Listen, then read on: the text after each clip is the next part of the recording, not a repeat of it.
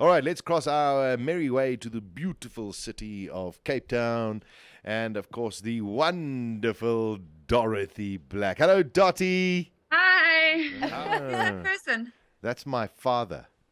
No. Yes. Hi. Is it really? Yes. Oh, hello, Mr. Martinengo. How are you? I'm fine. How are you, Dottie? Lovely to I'm. see you. Oh, it's nice to meet you also. Hi, Sasha. I know. Look. Dottie, this is an interesting question Yeah. that we have today. Yes. It says, my husband has started gaming all the time. He Yeah. gets home from work and will disappear for 3-4 hours at a time. He's non existent over the weekends. We've been married for about 6 years and he's always been an avid player, but lately he's just totally checked out. We have a little girl of 3 and she hardly spends any time with him. I've tried to talk to him, tried setting ultimatums and threatening him. He'll try for a few days and then things go back to normal. He always says he's doing work and then the next minute I find him logged on. I'm just angry now and feeling ready to leave. That stupid game and his online friends know him better than I do right now. This is a problem. Yeah, someone tweeted just now that like sort of an equivalent about women reading a book and then she'll connect to her family. And the problem is that gaming addiction is a reality for quite a few people because it provides so much stimulus. And you actually get like, especially on a lot of the games and especially on a lot of the community games, gaming gives you there's a lot of stimulus attached to it. You get an adrenaline rush, you have a chemical reaction to you basically get off on it, you get high on gaming like you would with any other kind of stimulus inducing activity. And then you also have the community that you build, the friends that you speak to, the guys that you meet. And so I think it becomes quite an intoxicating way to check out of a relationship, because I think you're right.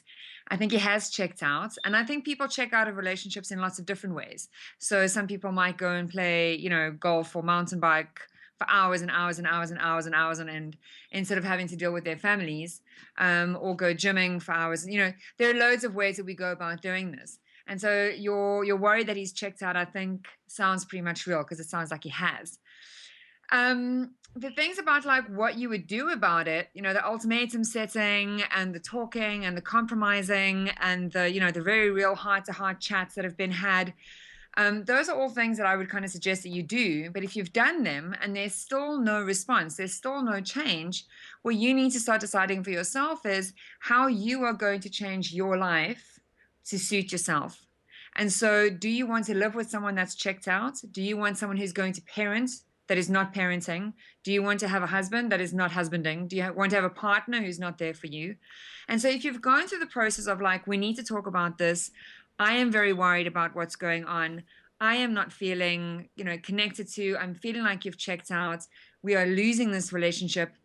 If you've done all of that and you're still not getting response, the next step then is to start looking at couples counseling, because I suspect that it might be an entry point to what he needs to do, and that is actually go and speak to a therapist, to go and speak to a counselor about what's going on, because he can't speak to you about it. And we You. can say like gaming is fun, mountain biking is fun, sports is fun. We do these things because they're fun and they stimulate us and they're good for us. But when it starts meaning that we're pulling away from the people that we're supposed to form meaningful, one-on-one relationships with, then I think there's a bit of a problem. So my suggestion is like the next step would be to actually suggest going to a couples counselor and to see what his reaction is to that. And if he doesn't want to go that route and he doesn't want to investigate, then to start looking at how you start managing your life without this person, because you can live with someone and they're not there. You can be a husband, you can be a partner to someone who's not there at all. And then does it mean that you move out? Does it mean that you end the relationship for yourself in the way that in a way that doesn't have to involve him? Because he's not involved in the relationship anyway. Um, It's yeah. quite sad that, I mean, what the whole thing about it is eventually this game that he's playing, whether it's online, etc., will fade out and something else will come along. But it's quite sad that something like that can be so destructive. Look, I mean, there are accounts of online games. I think there was one called Ebony at one stage, where a family in China had been playing, like it's a husband and wife team had been playing together, and their baby died because they didn't feed it. Jeez. They forgot to feed it. And so, That's I think mental. there are definite levels in like how people manage their engagements and fun activities. And I think there are extremes, like there are extremes with anything. And people use those extremes to manage things that they want to avoid. And so it could be an avoidance structure. They get sucked into it. They forget about reality. And now you're kind of like in the reality zone looking at someone who has lost a little bit of perspective of what's going on. And you cannot talk to someone who's in a different space and not hearing you. And that's why I think a couples counselor might help you get something across to him. And if he's not open to that, then you need to decide where the buck stops for you, because you cannot manage the buck stopping for him because you've tried and it's not working. And Yeah. so there's this kind of thing that they talk about in addiction where someone has to hit rock bottom for them to kind of wake up.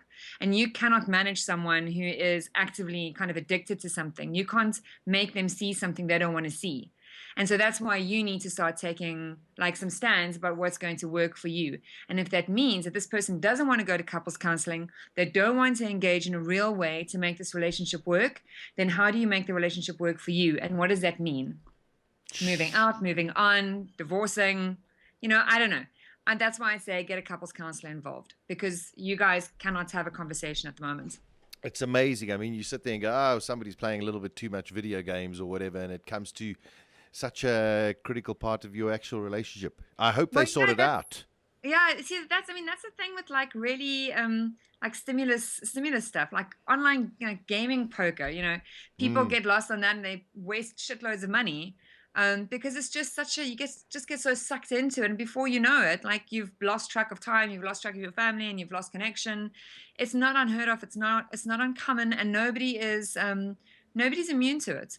So I think, and I think the people who are in it don't really see what's going on because they're just so kind of in the fog of stimulus and avoidance. So the stimulus of like enjoying this thing and what it means they have to avoid. They don't have to have the conversations. They don't have to deal with real life. They don't have to deal with their feelings around that. And so yeah, you need a middle person. That middle person is a couples counselor. And ultimately, I think your husband needs a therapist. He needs to go speak to someone about what's going on. Sure. Well, listen, let's hope that they sort it out, Dottie. Yes, listen, I have a new column up. What is it about? Is it NSFW? Huh? Is it NSFW? Oh, no, it's a normal column. No. Oh, that's up as well. But no, it's New Woman 24 column. And Sasha, it asks a very pertinent question. Yes? The question is, do you know the difference between a vagina and a vulva? Do you know where your vagina is, Sasha? Well, I must tell you, I've driven a few Volvos. They're lovely cars. You have. Part of the vagina thing, unfortunately, NSFW. No, the NSFW is on my side. That's a column. Yes. And there are no pictures. No You have to pictures? Google for that. Oh, you have to Google. Oh, why haven't you got pictures on your site anymore? Because it's a column and 24.com won't have pictures of vaginas on their site. Okay, so the Well, vagina no, versus the vulva. Yes, like All parts right. of vaginas that you need to know where everything is. Well, I'm so busy over here, Dottie. What I'm going to do is I'm going to ask Daisy to go and read the column, and then she'll explain it to us in a couple of minutes. Perfect. Not. No, seriously. Here we go. Just remember, Daisy, according to Dot, your vagina is not your vagina. Well, there we go, because most people think of vagina. You know what? Just go read the column section. You know what? I think it would do you a lot of good as well. I'm reading it. I like this one. Lip-smackingly good. Correct. That is your vulva. Oh, my. Okay. Daisy, your clitoris, a size queen. A mighty muscle. Okay. Goodness gracious. I'm just going to read all the comments. You see, Jimmy goes, but can you eat it? But can you eat it? Also, someone said on my Facebook, they said, my wife keeps my vagina safe. Dottie, you have a beautiful day. It was nice talking to you, and meeting your dad. Bye, Daisy. Bye, Dottie. Bye. There we go. Go and check out woman24.com, and there we go. The difference between vagina and vulva. Interesting stuff. Okay, there we go. I love Dottie. As only Dot can actually put it. Wonderful stuff. Ears on balls.co.za. With Sasha Martinengo and Daisy Fensham. Weekdays 1 p.m. to 3 p.m.